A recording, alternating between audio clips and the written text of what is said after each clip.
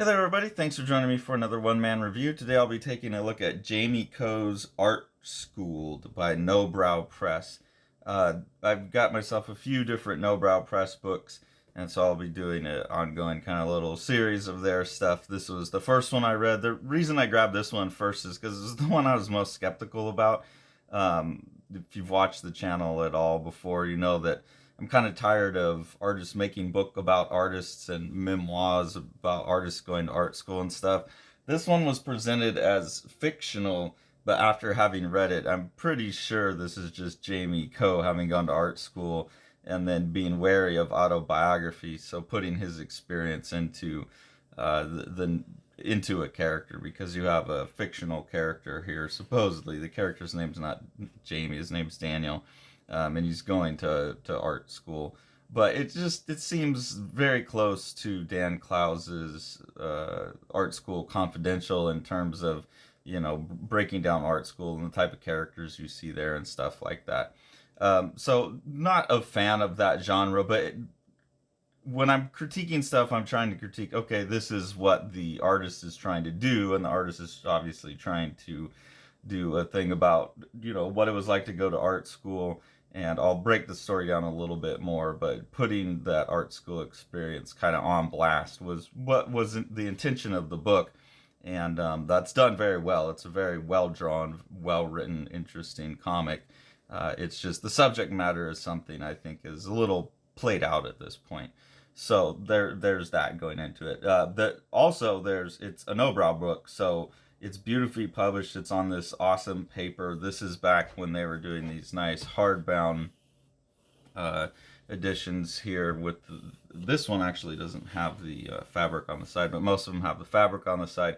So they're always like these impeccably produced books, and that's no different here. And also the artists are always amazing with Nobrow. So that's why I grabbed it and was like, even though the subject matter I know is not going to be for me, I'll give it a chance because I really enjoy everything they do. So that's an overview of what it is. But basically, you get these little vignettes. And as the story goes on, it complicates the fiction versus autobiography, because the character in the comic is making vignettes about art school as a comic, and you get to see some of these pages in there. So this is obviously just like someone who is making comics. I don't know that Jamie Coe was doing this in art school. That's the suggestion of the book. But the story is that this character is doing these as his art projects, and then later has it collected into a book. So I think that's what this is. Anyways, the fun thing about going into a book like this, even though it's like, yeah, everyone's done this, is the commonality of the experience in art schools. And it's always fun to see how those play out. And if you get together with a group of artists, anyone is going to tell these type of stories. So that's fun to go into.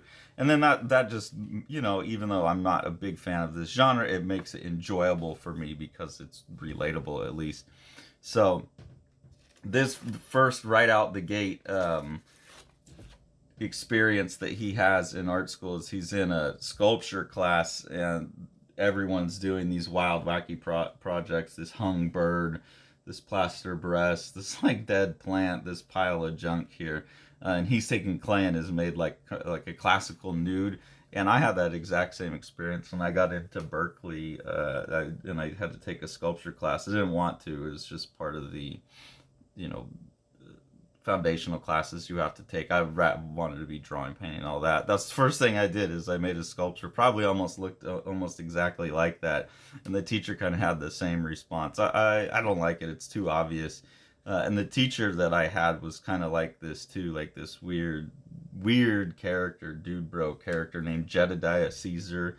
Really good artist. It seemed like he was just a different personality every day he showed up, and he would like the strangest things. Like this one where he's walking up to this girl who's just pasted down an orange peel. There were things like that he'd get really excited about. Someone wrapping a beer bottle in tape and chucking it, and like that would be their project. Those are the kinds of things that he would get excited about. So similar to this class, this kid wants to learn some technical skills regarding drawing and painting the human figure, things like that.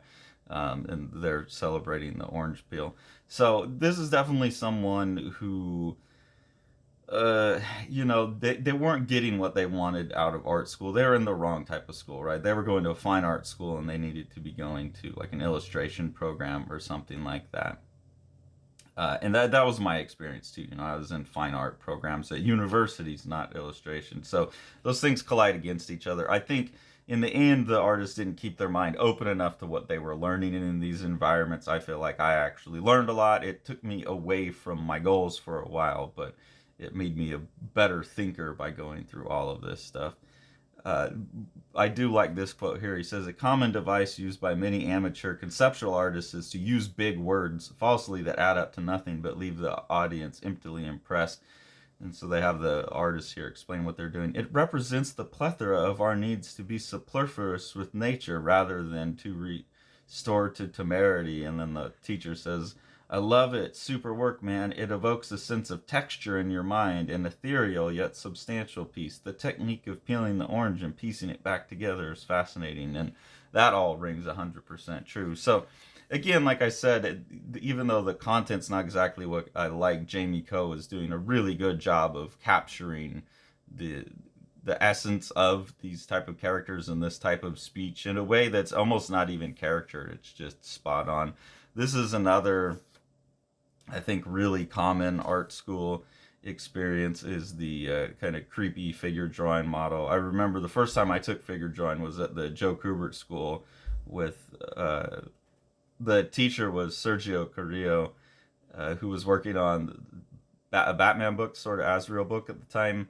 And we did have a guy who came in and was just kind of like would stare right at the girls like this. I was in the class that had like two or three girls, the only girls in the school, and the model would definitely like hone in on them.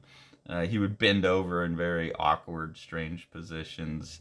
I'm lucky that in most of the figure drawing classes I've had, we didn't have too many people like this, but you definitely experience those models. So that's a funny one.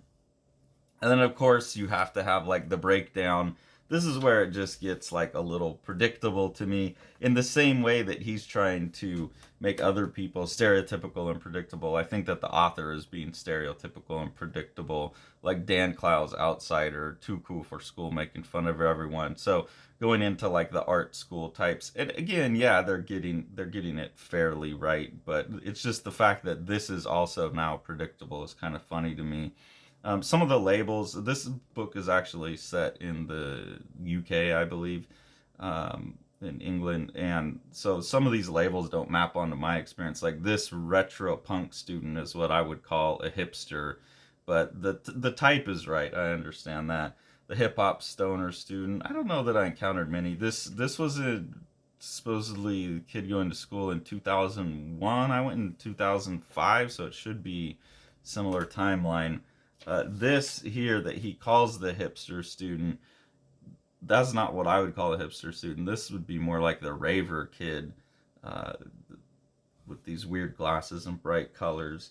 The emo metal kid, this was definitely a big thing when I was in school, and I still get a lot of kids in my classes that are like this. And you do as a teacher, you see these types over and over as well. The earthy hippie student, I definitely had a number of classmates at Berkeley that were that. And then this, I think, continues to be the most persistent type of art student that you get these days still, and when I was in school, is the gamer anime cosplay kid. That seems pretty spot on. But he's being, kind of unnecessarily cruel to these characters. The quiet, mature kid. I don't know that we had any overly outgoing preppy girls in any art school I've ever been in. But just like a real kind of nasty critical eye on them that I don't like. And you'll see eventually his classmates find all this stuff. Then there's a couple vignettes of like after graduation. It seems like the timeline of this gets really out of place. Like this is 4 months after graduation, and a little later on there's a 2 months after graduation. So these vignettes have been mixed up a little bit, but that didn't make any difference to my ability to understand the story. That was all handled really expertly. But here you see him after graduation. He's just got a job at a design firm. You're like, oh great, he's got a job at a design firm. But then you realize he's just the gopher who's been getting the coffees.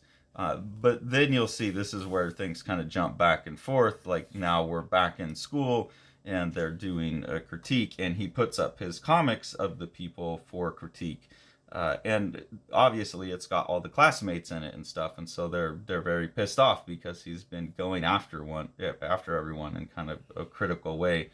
And I don't know if he's just writing the character this way, but the book seems so autobiographical. It seems like Jamie Coe still isn't seeing why he was being a dick for doing that. It's just like, well, I'm observing what's going on. It's not my fault that you're weird, strange characters. And he kind of wonders about if he's a dick, but he doesn't ever seem to really grapple with that in any substantial way that leads to him changing. And then at the very end here, you kind of get this, they're putting everything up into the final grad show. He's asking people what they think of art school in hindsight, but still, like, he's still kind of being a dick. He's still kind of pissing people off and not really thinking about, the consequences of what he's doing there with his art and why that would make him an outsider. And then the end of the book especially makes me think that this is purely autobiographical, just swapping a name, and also reinforces kind of the thing about the book that made me most uncomfortable is this lack of kind of repentance for being a dick about it. He just like leans into it even further. So here you see this is the last page of the book, and now you get the character sitting there drawing it. So this book is apparently made by this character Daniel, but that's why I said it really starts to feel like autobiography at that point, mixing that up at least. And if this was like a story about, I don't know what else would work, but someone becoming a math star or something like that, it wouldn't seem so much like autobiography. I could reasonably believe that the author just made it up. But when you have an author who can obviously draw and do comics and is doing a comic about a character doing comics, it's not believable that this is just fiction to me. And then especially complicates it by at the end here, you can see kind of that Nobrow is calling. He's getting a call, and he answers the phone and is like, oh yeah, hey, I'm just finishing up. Yeah, the comic's almost ready, just a couple more pages. And those couple more pages will be these 2 pages here, right? And kind of an epilogue pages. So there's this bit of a brag, like he's got all of his art school kind of buddies, well, not buddies, but the other people in art school, they're talking about, what do you think of art school in hindsight? And they've all obviously failed. Like, this is try my barista technique. Glad that I spent money on that piece of paper. Well, it wasn't like other universities. It taught me to go into business. Underfunded, disorganized, unbearable. No one wants to talk to the mature students. So it seems like they've all like got their degree and then gone nowhere with it. And then they have this scene here where they're kind of telling him that he's being a dick for doing what he's doing. And then you get the end, which is like, hey, look, out of all of you dicks, all of you weird, strange artist people, me, the kid who just wanted to draw comics, who no one, thought that was worthy art, I made it. I'm making money off of being an artist. So this whole book to me added up to kind of this weird, bitter, like little brag and attack. And even though it's very well written and very well drawn and has some formally interesting things, I like the little vignette scenes. The motivation behind it, I think the author did what they were trying to do, so congrats for that. But it's one of those ones where it's like, I don't know why that you'd want to do that as a book. And then even more so, has these characters at the end here where now they've been handed the book, and they're responding to it. And again, most of them are like mad about how they're being represented. Or being made fun of for like having a distaste for comics. None of them seem to be really excited about it. And he even like has his parents in there being like, oh, I don't know why there need to be swearing and a penis in it. So it's like, even after it's made, he's not caring how everyone feels about it, except for the one girl that he had a crush on, that she likes it because she was represented well. But he's still taking pot shots at everyone after he's bragged about it. And then it's just like, okay, well, here I am, playing with my friends, so screw the rest of those losers. And just that I thought was, a bit distasteful, in my opinion, of an approach. But in terms of like well written, well drawn, well produced, yeah, this is a really great book. So it's just a matter of taste. This kind of thing is not my taste in terms of story and the message. But Jamie Coe is a very powerful cartoonist, and I very much look forward to seeing what else Jamie Coe has done or will do, and hopefully moves more into fiction. Or if you're gonna do autobiography, don't hide behind Daniel Stope. Just go ahead and be Jamie Coe, I would think. So this seems like an expansion of Art School Confidential to me. That's how this reads. And if you've watched those Dan Clowes reviews, you know I didn't like that one too well either. But it always is fun. Like I was laughing while I was reading it, you know, because you see those things happening and you're like, yeah, I've lived through that. That's funny. It's spot on. It just, I don't think we need that many more of these type of books out there.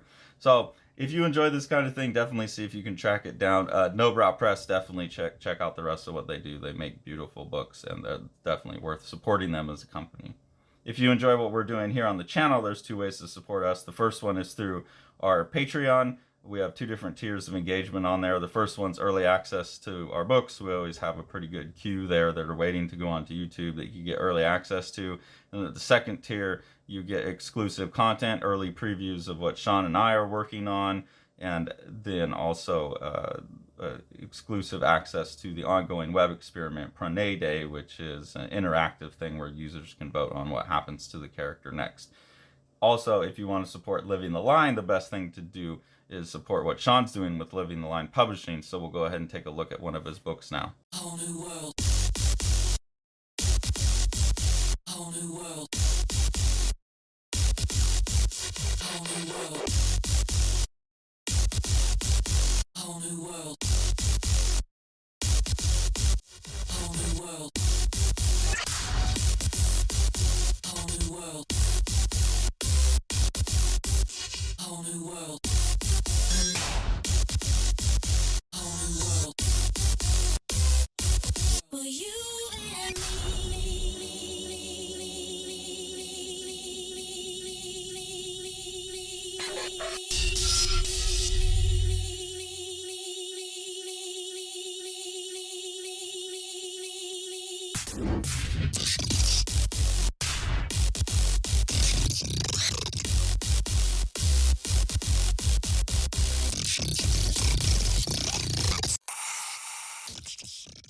Thanks for following along. Take it away, Jack.